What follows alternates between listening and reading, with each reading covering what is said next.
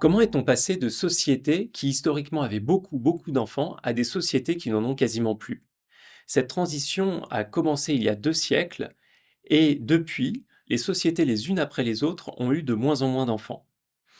Je vais vous montrer avec ma recherche que la migration a joué un rôle fondamental pour expliquer ce phénomène. Pour comprendre ce phénomène, il faut avoir en tête 2 éléments qui font de la France une exception, voire même une anomalie au niveau de l'histoire. La première est qu'il y a 2 siècles, la France a diminué de manière massive et durable sa fécondité, plus d'un siècle avant le reste de l'Europe.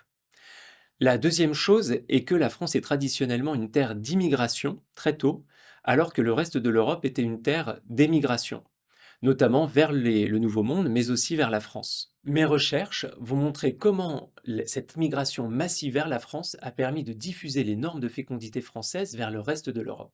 Donc comment cela s'est produit? La première chose est que les migrants, en France, vers la France, ont adopté massivement les normes de fécondité françaises pour plusieurs raisons.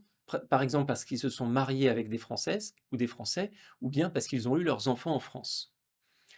La deuxième chose est qu'une fois ces normes intégrées, les migrants ont pu les rediffuser vers leur région d'origine, soit par exemple par des migrations retour ou des voyages temporaires ou encore de la correspondance écrite.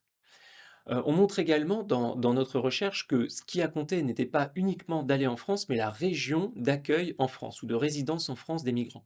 Par exemple, si un migrant allait s'installer, à Paris, il allait adopter une fécondité beaucoup moins importante que s'il allait en Bretagne où la fécondité était encore très importante à l'époque. Mis bout à bout, ces 2 éléments nous montrent comment les régions européennes qui ont envoyé le plus tôt et le plus massivement des migrants vers la France sont celles qui ont également baissé le plus tôt leur fécondité. Ces résultats vont avoir plusieurs implications importantes. Par exemple, ils expliquent les différentiels de fécondité et de timing de transition démographique à l'intérieur même des pays.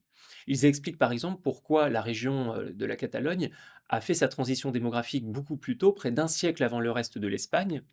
Cela explique aussi pourquoi la partie wallonne de la Belgique a fait sa transition beaucoup plus tôt que la partie flamande. Dans ces 2 cas, le résultat s'explique par le fait que ces régions avaient envoyé très tôt beaucoup de migrants vers la France. En conclusion, cette double anomalie française, à savoir l'invention de la fécondité moderne, c'est-à-dire une basse fécondité, et également cette tradition de terre d'immigration, explique comment les normes de fécondité basses ont pu se diffuser partout en Europe.